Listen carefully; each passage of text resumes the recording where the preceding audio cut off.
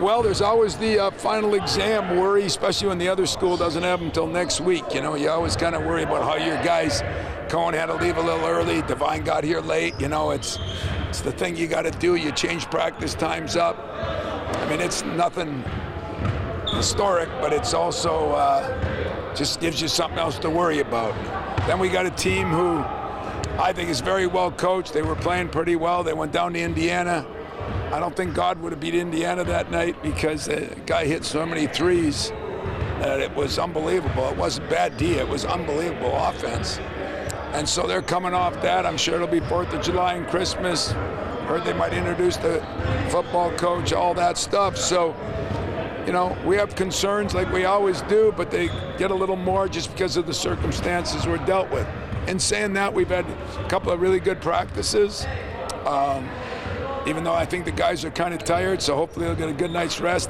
Cohen's still got a 7:30 one tomorrow morning, and we're practicing and heading out. So, questions? What you talk about that atmosphere there. Sometimes it can be a sleepy place, but you get a certain Saturday and you get a football coach and the students are still there, and it changes the dynamic a little bit. Right, which shouldn't bother us because we're used to playing in front of big crowds, even on the road. But it might up them, you know, and plus Mike's a hell of a coach. I mean, he does a lot of different things. He runs the good things offensively. He's a very good defensive coach. We think we're going to get pressed some, zone some, all those things.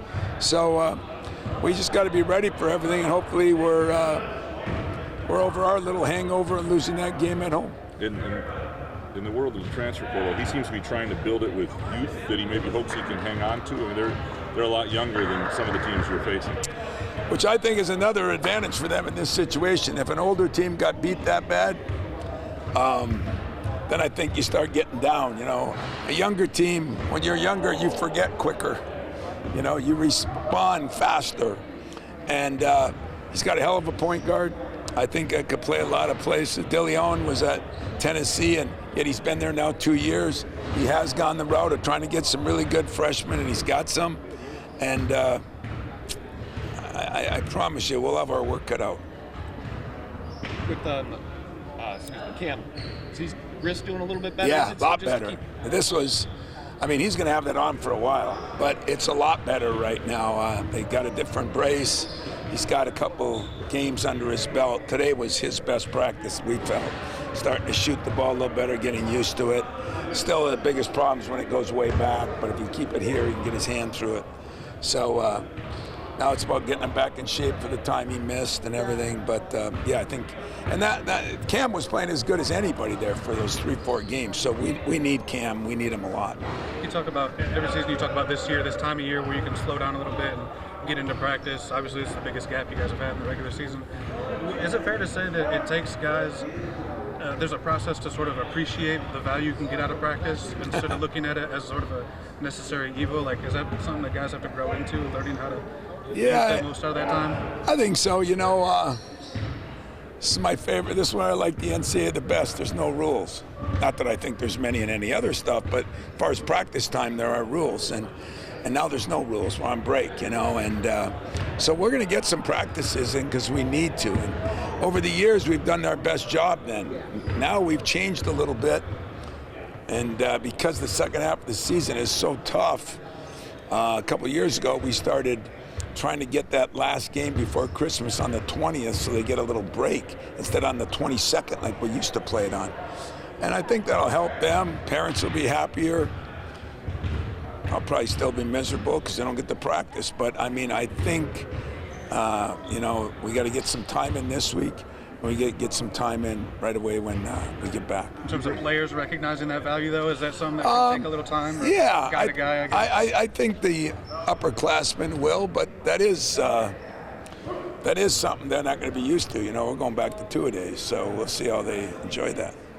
You see with Jordan, I noticed some players like trying to hype him up and things that makes a shot, yelling and hollering. Do you see people trying to maybe get him a little more, not to say like cocky, but with a little more swagger? Because he's a very low-key kind of guy. He is a very low-key guy, and yet he works. Him and we got two guys that are in here morning, noon, and night, him and Kohler.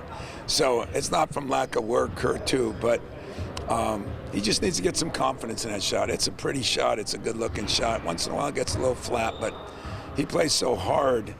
Yeah, maybe a little cockiness would be good for him. I'll have to think about that.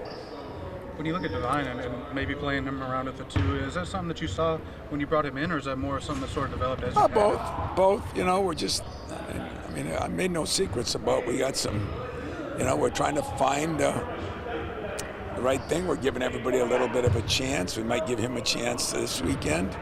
He's going to get a chance one way or another, whether he starts or not. And so, yeah, I've talked to all the other guys, and everybody knows what's going on right now. So no quarterback controversy, no secrets. I just didn't know if that was a skill set you saw necessarily with him coming in. Yeah, well, he can shoot it, and sometimes it's good to have 2 ball handlers out there, you know, and help Jeremy a little bit. And Jeremy is shooting the ball really a lot better. I mean, don't look at the 0 for 10. He's shooting the ball really well. He shot it really well today, but nobody ever gets him a shot. He's got to get all of his off the dribble, so I could help that a little bit.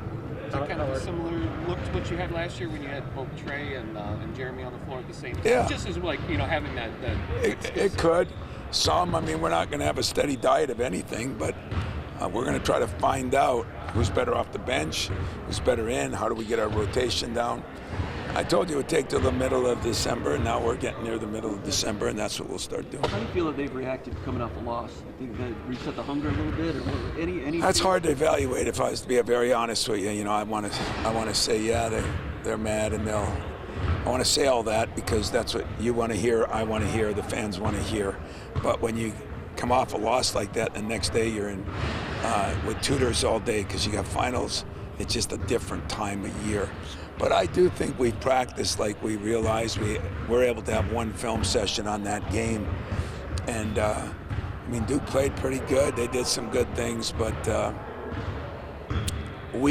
all of us, needed to do a better job, and I think we could have won the game. And so that part of it, I think they got a chance to understand.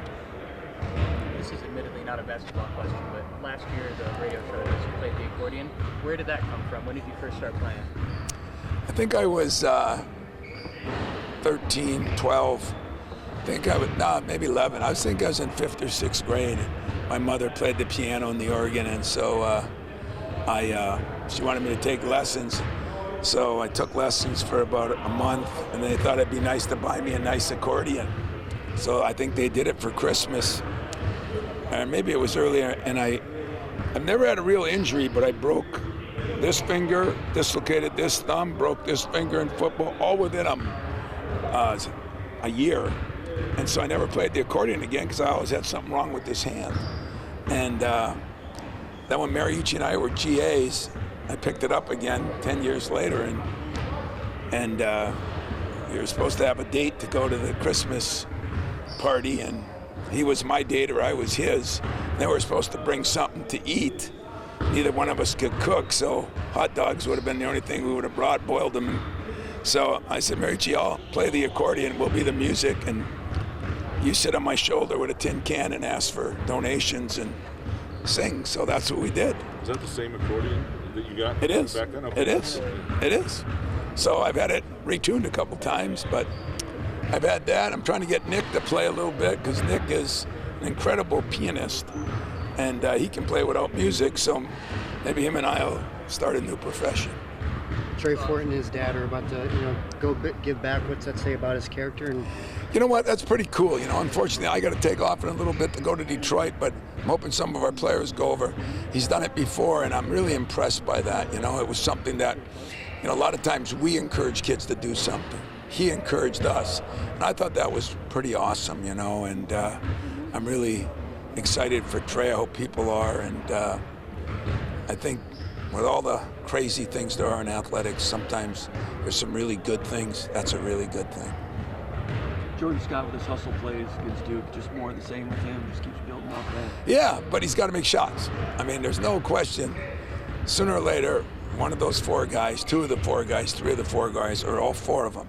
And I do think it's going to come. And when it does, I think we elevate our game and our team, So, but I am. His sense of urgency on the court, I bet you can see it from the stands. He's going to be a special player here. I really believe that. He'll get some confidence in that shot. And when he does, the rest of his game is getting better. Goes to the offensive boards hard. He rebounds hard. He's so much better defensively than we thought he'd be. So, yeah, as far as my final exam, he gets a 4-point in it, except he's got to shoot a little better, and he will. When you get the full week to kind of self-scout, I'm just curious, is there anything that sticks out when you get the full week to do it?